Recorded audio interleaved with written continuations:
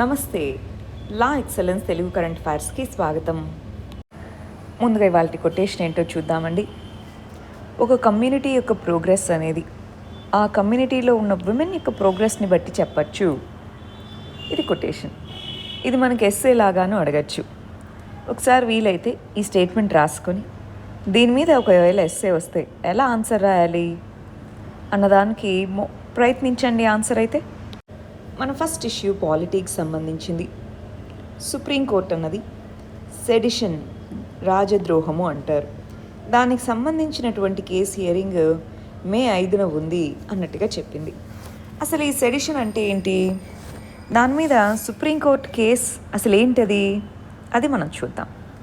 మనకి IPC Indian penal కోడ్లో section 124A కింద సెడిషన్ చట్టము అనేది ఉంది. దాని బ్యాక్గ్రౌండ్ ఏంటి అంటే, ఇంగ్లాండ్లో రాజు లేదా కింగ్ ఆర్ క్వీన్ తీసుకునే డెసిషన్స్ కరెక్ట్, సో వాళ్ళని క్రిటిసైజ్ చేయడం అన్నది రాజద్రోహంగా పరిగణించేవాళ్ళు. సో అలా స్టార్ట్ అయిన ప్రొవిజన్ అనేది అటు వాళ్ళు ఫాలో అయ్యేవాళ్ళు, ఇండియాలోనూ ఇంట్రడ్యూస్ చేశారు బ్రిటిష్ రూల్ టైంలో. మరి సెడిషన్ అనే దాని కింద 1897లో బాలగంగాధర్ తిలక్ ఆయన్ని అరెస్ట్ చేశారు. సో ఆ తర్వాత ఇండిపెండెన్స్ వచ్చాక కూడా ఐపీసీ, సిఆర్పిసి ఇలాంటివి ఏవైతే ఉన్నాయో అవి అప్పటి నుంచి కంటిన్యూ అవుతూ వచ్చాయి. సో ఇవి ఐపీసీలోని సెక్షన్ 124A అనేది మార్చలేదు. అయితే తర్వాత కాలంలో కూడా సెడిషన్ అనే ప్రొవిజన్ అవసరము అన్నట్టుగానే సుప్రీంకోర్టు వివిధ రకాల కేసెస్లో కూడా Balwant Singh versus state of Punjab వీటిలో సెడిషన్ అనే ప్రొవిజన్ అవసరమే, కానీ ఇష్టం వచ్చినట్టుగా ఆ సెక్షన్ కింద కేసులు బనాయించకూడదు అనేదాన్ని క్లియర్గా చెప్పిందనమాట. అయితే లాస్ట్ ఇయర్ దీనికి సంబంధించి మన సిజేఐ మాట్లాడుతూ అది ఎప్పుడో కొలోనియల్ ప్రొవిజన్, దాన్ని ఇప్పటి వరకు మనం ఎందుకు హోల్డ్ చేయాలి, ఇప్పటి వరకు మనం ఐపీసీలో ఎందుకు ఉంచాలి, దాన్ని బేస్ చేసుకొని ఎన్నో కేసెస్ అనేవి మరి గవర్నమెంట్ని క్రిటిసైజ్ చేస్తే రాజద్రోహం అన్నారు. గవర్నమెంట్ పాలసీస్ని క్రిటిసైజ్ చేస్తే కాదు కదా, దేశాన్ని క్రిటిసైజ్ చేయాలి కదా, అది కదా అప్పుడు, లేదా దేశానికి సంబంధించి నష్టం కలిగేలాగా చేస్తే అది కదా అప్పుడు సెడిషన్ అయ్యేది. గవర్నమెంట్ని క్రిటిసైజ్ చేయగానే సెడిషన్ కేసులు పెట్టడం అనేది ఎంతవరకు కరెక్ట్ అని అప్పట్లో సిజేఐ అన్నారు. సో ఆ కేసు ఇప్పుడు నడుస్తూ ఉందన్నమాట. దానికి సంబంధించి మే 5న ఆ కేసు ఫైనల్ హియరింగ్ ఉండొచ్చు అన్నది ఇక్కడ చెప్తున్నది. మరి కొలోనియల్ ప్రొవిజన్ అన్నదాన్ని తీసేస్తారా, లేదా మాడిఫై చేస్తారా, లేదా దాని అప్లికేషన్ మీద కొన్ని రెస్ట్రిక్షన్స్ పెడతారా ఏంటి అన్నది మనం చూడాల్సిందే. నెక్స్ట్ ఇష్యూ పాలిటిక్స్ సంబంధించింది. స్టేట్స్ అనేది VAT, వాల్యూ యాడెడ్ ట్యాక్స్ ఏదైతే ఫ్యూయల్ మీద వేస్తారో ఆ ట్యాక్స్ని తగ్గించలేదు. ఆ ట్యాక్స్ని తగ్గించకపోవడం వల్ల ఫ్యూయల్ ప్రైసెస్ పెరిగి జనాలు ఇబ్బంది పడుతున్నారు అన్నట్టుగా మన ప్రైమ్ మినిస్టర్ ఒక స్టేట్మెంట్ ఇచ్చారు. మనకి ప్రస్తుతానికి వస్తువులు సేవల మీద ఉన్న ట్యాక్స్ ఏంటి, GST, goods and services tax. అయితే కొన్నింటిని ఇంకా జిఎస్టీ పరిధిలోకి తీసుకొని రాలేదు. ఏమేమి ఉన్నాయి అలాంటి వాటిలో, మేజర్లీ ఫ్యూయల్స్ అనేవి జిఎస్టీ పరిధి కిందకి ఇంకా రాలేదు. పెట్రోల్ కానీ, డీజిల్ ఇలాంటివి, న్యాచురల్ గ్యాస్ ఇవన్నీ జిఎస్టీ కిందకి రాలేదు. అందుకే దాని మీద సెంటరు ట్యాక్స్ వేస్తుంది, స్టేట్స్ ట్యాక్స్ వేస్తాయి. అదే జిఎస్టీ అనుకోండి, రెండు కలిపి వేసే ట్యాక్స్ కదా, దాని పరిధి కిందకి ఇంకా ఇవి తీసుకొని రాలేదు. అయితే ఇప్పుడు స్టేట్స్ వేసే ట్యాక్స్లు ఎక్కువగా ఉన్నాయి, అందువల్ల ఓవరాల్ ప్రైస్ ఎక్కువగా అనిపిస్తుంది. సో స్టేట్స్ తగ్గించాలి అన్నారు. అయితే అపోజిషన్ మరి పార్టీస్ ఏవైతే ఉంటాయో అది సెంటర్ నుంచి రావాల్సిన సపోర్ట్ అనేది రావాలి, స్టేట్స్కి సంబంధించి రెవెన్యూస్ వాళ్ళకు వచ్చేవే తక్కువ. సో అలాంటి కంటెక్స్లో సెంటర్ నుంచి మేజర్ సపోర్ట్ ఉండాలి, అది ఇక్కడ వాళ్ళు అడుగుతున్నది. ప్రస్తుతానికి మొత్తం ఆర్టికల్ నుంచి మనం తెలుసుకోవాల్సింది, ఫ్యూయల్స్ అనేవి జిఎస్టీ కిందికి రావు, సపరేట్గా వాటికి ట్యాక్స్లు అనేవి లెవీ చేస్తారు. నెక్స్ట్ ఇష్యూ పాలిటిక్స్ సంబంధించింది. ఢిల్లీ అనేది సెంటర్ యొక్క కంట్రోల్ కిందే ఉండాలి అన్నది సాలిసిటర్ జనరల్ చెప్తున్నది. Attorney general, solicitor general government తరపున ఉన్నటువంటి కేసెస్ని వాదిస్తారు. అయితే ఇప్పుడు ఒక కేసు అనేది సుప్రీంకోర్టులో పెండింగ్ ఉంది. లాస్ట్ ఇయర్ మనకి ఢిల్లీకి సంబంధించినటువంటి GNCTD చట్టము అన్నారు. GNCTD government of national capital territory of Delhi చట్టం అని తీసుకొచ్చారు. దాని కింద గవర్నమెంట్ అని ఏదైనా ఢిల్లీకి సంబంధించి ఎక్కడైనా గవర్నమెంట్ అని ఉంటే ఆ పదానికి మీనింగ్ లెఫ్టినెంట్ గవర్నర్ అని. అసెంబ్లీ, ఢిల్లీ యూనియన్ టెరిటరీ, కేంద్రపాలిత ప్రాంతమే, కానీ దానికి లెజిస్లేటివ్ అసెంబ్లీ ఉంది. ఆ లెజిస్లేటివ్ అసెంబ్లీ అనేది రూల్స్ వీటిని ఫామ్ చేసేదానికి ఖచ్చితంగా లెఫ్టినెంట్ గవర్నర్ పర్మిషన్ తీసుకోవాలని, అదేవిధంగా ఈ కొత్త అమెండ్మెంట్కి ముందు ఉన్న రూల్స్, కమిటీస్ అవన్నీ వాయిడ్, అంటే ఇంకా అవి ఇప్పటి నుంచి ఉండవు అని, ఇలాగా లెఫ్టినెంట్ గవర్నర్ యొక్క రోల్ని పెంచుతూ ఎన్నుకోబడ్డటువంటి గవర్నమెంట్ యొక్క రోల్ని తగ్గిస్తూ ఈ అమెండ్మెంట్ అనేది తీసుకొచ్చేది. అయితే ఢిల్లీ గవర్నమెంట్ ఏమంటుంది, ఆర్టికల్ 239AA ప్రకారం ఢిల్లీకి సంబంధించి చట్టాలను చేసే అధికారం ఢిల్లీ లెజిస్లేటివ్ అసెంబ్లీకి ఉంది. మరి ఆ అధికారంలో 3 కాకుండా పబ్లిక్ ఆర్డర్, పోలీస్, ల్యాండ్ కాకుండా మిగిలిన వాటన్నిటి మీదను స్టేట్ లెజిస్లేచర్స్ ఎలాగైతే చట్టాలు చేసుకుంటాయో అలాగా ఢిల్లీ లెజిస్లేటివ్ అసెంబ్లీ చట్టాలు చేయొచ్చనుంది కదా. మరి ఇప్పుడు ఇక్కడ తీసుకొని రాబడినటువంటి అమెండ్మెంట్ ఏదైతే ఉందో అది ఆ పర్టికులర్ ప్రొవిజన్కి వ్యతిరేకం. ప్లస్ 2018లో సుప్రీంకోర్టు అనేది సెంటర్కి మరియు ఢిల్లీ యూనియన్ టెరిటరీకి మధ్య కోఆపరేటివ్ ఫెడరలిజం ఉండాలే కానీ కన్ఫరంటేషనల్ ఫెడరలిజం ఉండద్దు అన్నారు. సో దాంతోపాటు లెఫ్టినెంట్ గవర్నర్ మరి మామూలు స్టేట్స్లో ఎలాగైతే గవర్నర్స్ సీఎం మరియు కౌన్సిల్ ఆఫ్ మినిస్టర్స్ యొక్క ఎయిడ్ అండ్ అడ్వైస్తో పనిచేస్తారు, ఇక్కడ కూడా అలా పనిచేస్తారన్నారు. మరి ఇప్పుడు వచ్చిన అమెండ్మెంట్ ఈ సుప్రీంకోర్టు జడ్జిమెంట్స్కి, కాన్స్టిట్యూషన్లో ఉన్న ప్రొవిజన్కి వ్యతిరేకము అని కేసుని మళ్ళీ కోర్టుకు తీసుకువెళ్ళడం జరిగింది. అయితే అక్కడ ఇంకా వాదోపవాదనలు జరుగుతూ ఉన్నాయి. నెక్స్ట్ ఇష్యూ సైన్స్ అండ్ టెక్నాలజీకి సంబంధించింది. ఎస్ఎస్ఎల్వి అనే దానికి సంబంధించి దాని ప్రయోగం 2022లోనే అది చేయొచ్చు అన్నట్టుగా ఇస్రో యొక్క చైర్మన్ ఎస్ సోమనాథ్ చెప్పడం జరిగింది. SSLV small satellite launch vehicle, చిన్న శాటిలైట్స్ని లాంచ్ చేయడం కోసం ఎస్ఎస్ఎల్వి అనే ఒక స్పెషల్ లాంచ్ వెహికల్ని మనం తయారు చేయడం జరిగింది. ఇందులో 3 స్టేజెస్ ఉంటాయి.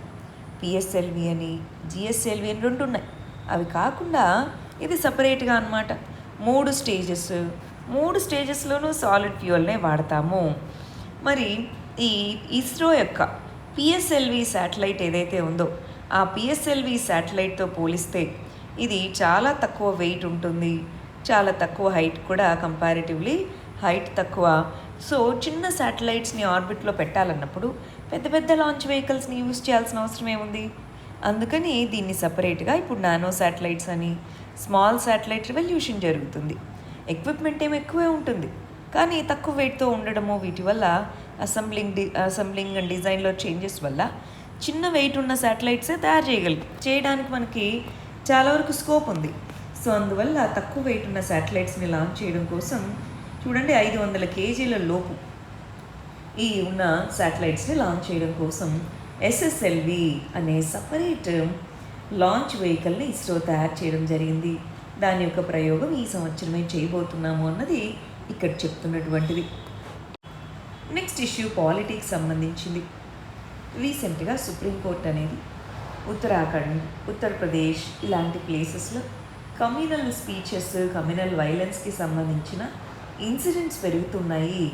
సో వాటికి సంబంధించి చర్యలు చేపట్టాల్సిందిగా ఆయా రాష్ట్ర ప్రభుత్వాలను ఆదేశించింది. ఎవరు? సుప్రీంకోర్టు.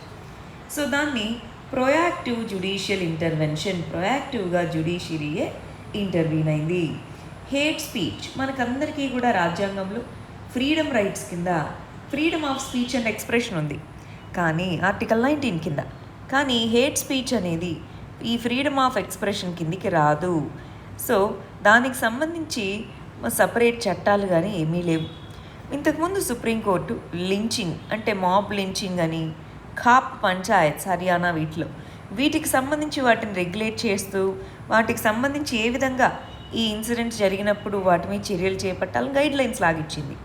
ఇప్పుడు కూడా ఇలాంటి కమ్యూనల్ టెన్షన్స్ ఇలాంటి ఉన్న సందర్భంలో హేట్ స్పీచెస్ ఇవన్నీ పెరుగుతూ ఉన్న తరుణంలో సుప్రీంకోర్టు యొక్క ఇంటర్వెన్షన్ అనేది నెసెసరీ. ఆ ప్రొయాక్టివ్ జ్యుడిషియల్ ఇంటర్వెన్షన్ అనేది ఇంపార్టెంట్, అది ఇక్కడ చెప్తున్నటువంటిది. నెక్స్ట్ ఇష్యూ పాలిటిక్స్ సంబంధించింది. ఇక్కడ ఇష్యూ పొలిటికల్ పార్టీస్కి సంబంధించిందే అయినా పాలిటీలోనూ మనకి పొలిటికల్ పార్టీస్ అని ఒక టాపిక్ ఉంది యూపీఎస్సీలో.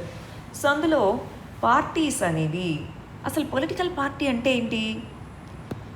ప్రజల యొక్క ఒక ఐడియాలజీతో వచ్చి ప్రజలకు సంబంధించినటువంటి సమస్యలు, వాళ్ళ యొక్క గోల్స్, ఆస్పిరేషన్స్ని తీర్చే విధంగా ప్రభుత్వాన్ని ఏర్పాటు చేయడం కోసం ఉన్న వాటినే అసోసియేషన్స్, వీటినే పొలిటికల్ పార్టీస్ అంటాం.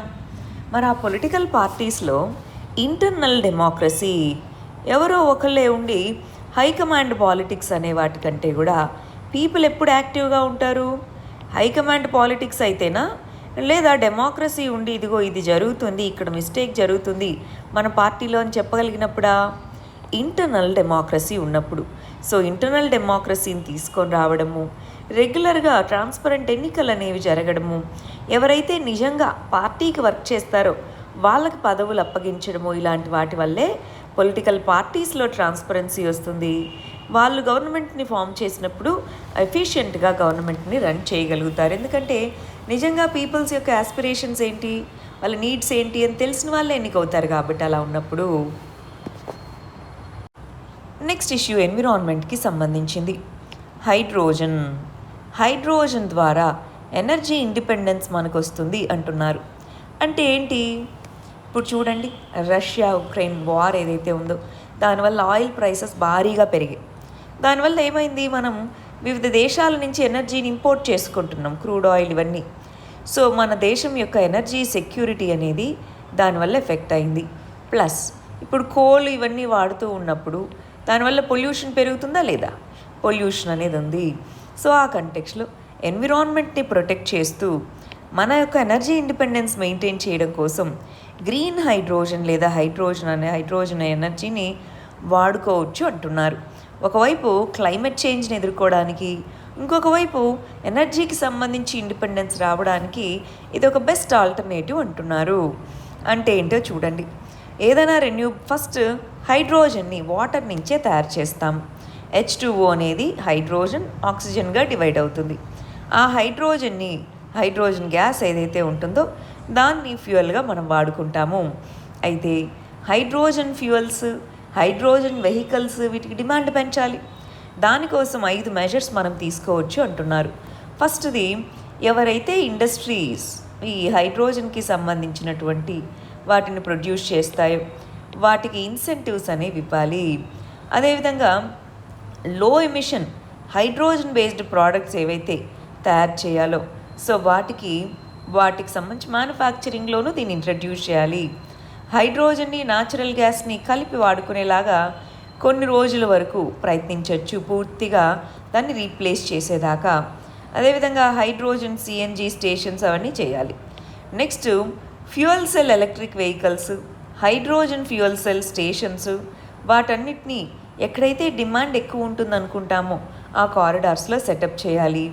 కార్బన్ టారిఫ్స్ అంటే CO2 ఎమిషన్స్ ఎక్కువ చేసే ఏవైతే ఇండస్ట్రీస్ కానీ ఫ్యూయల్స్ కానీ ఉంటాయో వాటి మీద ఎక్కువ టారిఫ్ వేయాలి. అప్పుడు వీటికి డిమాండ్ పెరుగుతుంది కదా, అలాగా డిమాండ్ సైడ్ పెంచుకోగలగాలి. అదే సప్లై సైడ్కి వచ్చేటప్పటికి ఇందులో కూడా 5 స్టెప్స్ మనం ఫాలో అవ్వచ్చు. ఒకటి, R&D, రీసెర్చ్ అండ్ డెవలప్మెంట్ అనేది చేయాలి. రెండవది స్టార్ట్ అంటారు, sustainable alternative towards affordable transportation అని ఒక స్కీమ్ ఉంది. ఈ స్కీమ్ కింద మనకి బయోగ్యాస్ కానీ ఇలాంటి వాటన్నిటిని తయారు చేస్తామన్నారు. సో దాంట్లో ఈ హైడ్రోజన్ని చేర్చుకోవాలి. అదేవిధంగా మనకు ఉన్నటువంటి టెక్నాలజీస్, కొత్త ఇప్పుడిప్పుడు వస్తున్న టెక్నాలజీస్ వాటిని కమర్షియలైజ్ చేసుకోగలగాలి. అఫోర్డబుల్ ఫైనాన్సింగ్, ఎవరైనా దీనికి సంబంధించి వెహికల్ కొనాలనుకుంటే అలాగా ఫైనాన్సింగ్ కానీ ఇవన్నీ ఉండాలి. అదేవిధంగా రెన్యూవబుల్ ఎనర్జీ, ఇక్కడ చూడండి హైడ్రోజన్లోనూ వాటర్ నుంచి మరి హైడ్రోజన్ని తయారు చేయాలి. ఎలక్ట్రోలైసిస్ అంటాం. ఆ ఎలక్ట్రోలైసిస్ ప్రాసెస్కి ఎలక్ట్రిసిటీ కావాలి. అది మళ్ళీ కోల్ నుంచో దీని నుంచి చేస్తే ఏం లాభం? దానికి రెన్యూవబుల్ ఎనర్జీ అనేది వాడుతున్నాము. సో అలాంటి రెన్యూవబుల్ ఎనర్జీని వాడుకోగలగాలి. ఇవి కనుక చేయగలిగితే హైడ్రోజన్ ఫ్యూయల్ని మనం బెటర్గా ఉపయోగించుకొని దాన్ని ఒక ఆల్టర్నేటివ్గాను, ఎనర్జీ సెక్యూరిటీని ప్రమోట్ చేసేది గాను, క్లైమేట్ చేంజ్ని ఎదుర్కొనేది గాను మనం చూడొచ్చు. నెక్స్ట్ ఇష్యూ ఇంటర్నేషనల్ రిలేషన్స్కి సంబంధించింది. ఇండియాలో ఇప్పటికీ ఫుడ్ రిలేటెడ్గా ధరల యొక్క పెరుగుదల ఎక్కువగా ఉంది. ఎస్పెషల్లీ ఆయిల్స్ వీటిలో కరోనా టైం వచ్చినప్పటి నుంచి కూడా పెరిగినాయి, భారీగా పెరిగాయి. మరి ఆ కంటెక్స్లో ఇప్పుడు ఇంకో కొత్త డెవలప్మెంట్, అదేంటి? Palm oil. మనము ఎక్కువ పామ్ ఆయిల్ అనేది మన దేశంలో ప్రొడ్యూస్ చేసిన దానికి అడిషనల్గా మలేషియా, ఇండోనేషియా ఇలాంటి దేశాల నుంచి కొనుగోలు చేసుకుంటాం. ఇండోనేషియా అనేది ప్రపంచంలోనే పామ్ ఆయిల్ ప్రొడక్షన్లో అత్యంత పెద్దదన్నమాట, బిగ్గెస్ట్ ప్రొడ్యూసర్ పామ్ ఆయిల్కి. అయితే అది రీసెంట్గా ఏమంది, వాళ్ళ దేశంలో కుకింగ్ ఆయిల్ ధరలు బాగా పెరుగుతూ ఉన్నాయి. సో అందుకోసం ఇదిగో మేము ఎక్స్పోర్ట్ చేయము, ఎక్స్పోర్ట్స్ని కొన్ని రోజుల వరకు బ్యాన్ చేస్తాము అన్నట్టుగా చెప్పారు. సో మరి అది మనకి ఎలా ఇంపాక్ట్ చేస్తుంది? మన దేశంలో ఇప్పుడు మనము ఒక పామ్ ఆయిలే కాదు, సన్ఫ్లవర్ ఆయిల్ రకరకాలు వాడుతున్నాం. కానీ పామ్ ఆయిల్ అనేది కంపారిటివ్లీ చీపర్. సో ఎక్కువ మంది తక్కువ ఇన్కమ్ ఉన్నప్పుడు లేదా మనకి వివిధ రకాల కమర్షియల్ వీటన్నిటిలోనూ పామ్ ఆయిల్ యూజ్ ఉంది. సో దాన్ని వివిధ రకాల ఇండస్ట్రీలోనూ వాడతారు, ఎడిబుల్ ఆయిల్గానే కాదు, ఇండస్ట్రీస్లోనూ కొన్నిట్లో వాడతారు. సో అటువంటి కంటెక్స్లో ఇప్పుడు చూడండి, మలేషియా కానీ వీటన్నిటిలోనూ షార్టేజెస్ అనేవి వచ్చాయి. ఇటువంటి కంటెక్స్లో మనం sunflower oil for example Ukraine నుంచి ఇంపోర్ట్ చేసుకుంటాం, ఆ క్రైసిస్ వల్ల అవి ఆగాయి. వీటన్నిటి నుంచి మనం నేర్చుకోబోయే లెసన్ ఏంటి? ఇలా వివిధ దేశాల మీద ఆధారపడితే ఇన్ఫ్లేషనే కాదు, అన్సర్టనిటీ ఎక్కువ. అందుకని డొమెస్టిక్గా ఆయిల్ ప్రొడక్షన్, ఇక్కడ క్రూడ్ ఆయిల్గా మనం మాట్లాడుతుంది ఇందాక ఆర్టికల్లో ఏమో క్రూడ్ ఆయిల్ బదులు హైడ్రోజన్ అన్నాం. ఇక్కడ డొమెస్టిక్గా ఎడిబుల్ ఆయిల్స్ ఏవైతే ఉన్నాయో ఇక్కడ మనం ఆల్టర్నేటివ్స్ వెతుక్కోవాలి పామ్ ఆయిల్కి. మనకు అదేవిధంగా నేషనల్ ఆయిల్ పామ్ మిషన్ అనేది స్టార్ట్ చేశారు. సో వాటి కింద డొమెస్టిక్ ప్రొడక్షన్ మీద ఎక్కువ ఫోకస్ అనేది చేయాలి. నెక్స్ట్ ఇష్యూ ఎకానమీకి సంబంధించింది. మరి రీసెంట్గా మన యొక్క లేబర్ మినిస్టర్ మాట్లాడుతూ 4 లేబర్ చట్టాలను పాస్ చేశాం కదా, వాటిని త్వరలోనే ఇంప్లిమెంట్ చేయబోతున్నామన్నారు. ఏంటి 4 చట్టాలు? మనకి లేబర్ అనేది ఉమ్మడి జాబితాలో ఉన్నటువంటిది. ఈ ఉమ్మడి జాబితాలో ఉన్న లిస్ట్ అది కన్కరెంట్ లిస్ట్ అంటాం. లేబర్ రిఫార్మ్స్ అనేవి స్ట్రక్చరల్ మెజర్స్ కిందకి వస్తాయి. అందులో 4 ఇంపార్టెంట్ చట్టాలు ఉన్నాయి. కోడ్ ఆన్ వేజెస్ అని, కోడ్ ఆన్ ఇండస్ట్రియల్ రిలేషన్స్ అని, ఆక్యుపేషనల్ సేఫ్టీ కోడ్ అని, కోడ్ ఆన్ ఇండస్ట్రియల్ సెక్యూరిటీ అని. వీటిని ఇంప్లిమెంట్ చేస్తాము అన్నట్టుగా ఇక్కడ చెప్తున్నారు. వీలైతే లేబర్ లాస్కి సంబంధించి మనం ఒక స్పెషల్ వీడియో చేశామండి, అదొకసారి మీరు చూడొచ్చు. నెక్స్ట్ ఇష్యూ ఎకానమీ మరియు ఇంటర్నేషనల్ రిలేషన్స్కి సంబంధించింది. జమ్మూ కాశ్మీర్లో హైడ్రో ఎలక్ట్రిక్ ప్రాజెక్ట్ ఒకదాన్ని రీసెంట్గా అప్రూవ్ చేయడం జరిగింది అన్నారు. దాని పేరు క్వార్ హైడ్రో ఎలక్ట్రిక్ ప్రాజెక్ట్. దాన్ని రీసెంట్గా అప్రూవ్ చేయడం జరిగింది. దీన్ని చీనాబ్ నది మీద, ఇక్కడ చూడండి, చీనాబ్ నది అనేది ఇది దాని పాత్. చీనాబ్ నది మీద దాన్ని నిర్మించబోతున్నాం జమ్మూ కాశ్మీర్లోని కిష్త్వార్ అనే ప్రాంతంలో. అయితే మరి జమ్మూ కాశ్మీర్ గుండా ఏ నదులు ప్రవహిస్తున్నాయి? ఇక్కడ లిస్ట్ చూడాలి. సో ఇండస్ యొక్క ఉపనదులు ఏంటి? ఇలాంటివి ఇక్కడ మనం తెలిసి పెట్టుకోవాలి. ఇండస్ యొక్క ఉపనదులు ఏంటి? చీనాబ్ నది, జీలం, బియాస్, రావి, సత్లజ్ ఇవన్నీ ఏవైతే ఉన్నాయో దాని యొక్క ఉపనదులుగా చెప్తాము. Jammu and Kashmir hydro electric దాంట్లో రీసెంట్గా చీనాబ్ నది మీద ఈ క్వార్ హైడ్రో ఎలక్ట్రిక్ ప్రాజెక్ట్ అనేది లాంచ్ చేయడం జరిగింది. ఏ నది మీద అన్నది మనకు ఒక ఇంపార్టెంట్ పాయింట్ అన్నమాట. ఈ కంటెక్స్లో మనం ఇండస్ రివర్ ట్రీటీ అంటారు. సింధు నదికి సంబంధించిన నీటిని ఏ విధంగా మనం 2 దేశాలు ఇండియా పాకిస్తాన్ ఎలా షేర్ చేసుకోవాలి దానికి సంబంధించిన ట్రీటీనే ఇండస్ ట్రీటీ అని పిలుస్తాము. ఈ ఇండస్ ట్రీటీ ప్రకారమే ఇండియా పాకిస్తాన్ ఇండస్ రివర్ యొక్క ఉపనదులు ఇండస్ నది యొక్క నీటిని షేర్ చేసుకుంటాయి. నెక్స్ట్ ఇష్యూ ఇంటర్నేషనల్ రిలేషన్స్కి సంబంధించింది. మనకి రష్యా ఉక్రెయిన్ వార్ కంటిన్యూ అవుతూనే ఉంది. ఈ కంటెక్స్లో రష్యా రీసెంట్గా 2 నేటో దేశాలకి, నేటో అంటే North Atlantic Treaty Organisation, NATO దేశాలకి గ్యాస్ సప్లైని ఆపేసింది. ఏమని? ఏ దేశాలో చూడండి. ఆ 2 దేశాలు పోలాండ్ మరియు బల్గేరియా. ఇక్కడ చూడాలి, పోలాండ్ అనే దేశం ఇది బల్గేరియా అనే దేశం. సో ఈ రెండు దేశాలకి రష్యా నుంచి వచ్చే గ్యాస్ సప్లై ఆపింది. ఎందుకని ఆపింది ఇంతకీ? వాళ్ళు ఇప్పుడు స్విఫ్ట్ అనే సిస్టమ్ నుంచి రష్యాని యుఎస్ఏ అనేది బ్యాన్ చేయడం జరిగింది. సో డాలర్స్ని ఉపయోగించుకునేటటువంటి అవకాశం లేదు. అయితే ఇప్పుడు రష్యా ఏమంటుంది, నాకు రష్యన్ కరెన్సీ రష్యన్ రూబుల్స్లోనే పే చేయండి, అలాగైతేనే మీకు గ్యాస్ సప్లై చేస్తానంటుంది. ఈ రెండు దేశాలు ఏమంటున్నాయి, నేటో దేశాలు, అది ఎలా కుదురుతుంది, మేము డాలర్స్లో అయితే పే చేయగలము, అది ఇంటర్నేషనలైజ్డ్ కరెన్సీ, మీ కరెన్సీలో మేము పే చేయలేము అని. సరే అయితే మేము ఆపేస్తామన్నారు. అయితే ఈ దేశాలేమో రష్యా కావాలని మమ్మల్ని బ్లాక్మెయిల్ చేస్తుంది అన్నట్టుగా ఇక్కడ కంప్లైంట్ చేయడం జరిగింది. ఓవరాల్గా యూరప్కి సంబంధించినటువంటి చాలా దేశాలు రష్యన్ గ్యాస్ మీద ఇప్పటికీ ఆధారపడి ఉన్నాయి. అది ఇక్కడ నుంచి మనం తెలుసుకోవాల్సింది. మన లాస్ట్ ఇష్యూ సైన్స్ అండ్ టెక్నాలజీకి సంబంధించింది. మలేరియా వ్యాక్సిన్ అనేది WHO ద్వారా స్పెసిఫై చేయబడ్డ 75% ఎఫికసీ గోల్ని రీచ్ అయినటువంటి మొట్టమొదటి రీసెంట్ వ్యాక్సిన్ ఆక్స్ఫర్డ్ యూనివర్సిటీ తయారు చేసింది. R21 మ్యాట్రిక్స్ M అనేది దాని పేరు అనమాట. చాలా కంపెనీస్ తయారు చేస్తున్నాయి మలేరియా వ్యాక్సిన్ని, కానీ ఇది 75% ఎఫిషియన్సీని పెంచిన ఎక్కువ ఉన్న వాటిలో ఇది ఒక ఫస్ట్ వ్యాక్సిన్గా చెప్పచ్చు. మలేరియా అనేది ఇదిగోండి దోమకాటు వీటి వల్ల అనఫలస్ ఫీమేల్ మస్కిటోస్ వల్ల వస్తుంది. ఇందులో ప్లాస్మోడియం అనే పారాసైట్ అనేది ఆ లివర్ నుంచి రెడ్ బ్లడ్ సెల్స్ని ఎఫెక్ట్ చేస్తుంది. ఇన్ఫెక్షన్ ఉన్న వ్యక్తిని మళ్ళీ వేరే దోమ కుట్టినప్పుడు ఆ ఇన్ఫెక్షన్ అలా ఒకరి నుంచి ఒకరికి వేస్తుంది. అయితే వ్యాక్సిన్ ఎఫిషియన్సీ వ్యాక్సిన్ కనుక ఉంటే చాలా వరకు మలేరియా రిలేటెడ్ డెత్స్ని ఇన్ఫెక్షన్స్ని తగ్గించవచ్చు కదా, అందుకోసం వ్యాక్సిన్ ట్రయల్స్ అనేవి జరుగుతున్నాయి. ఇది వాళ్ళకి మన మెయిన్స్ క్వశ్చన్ అండి.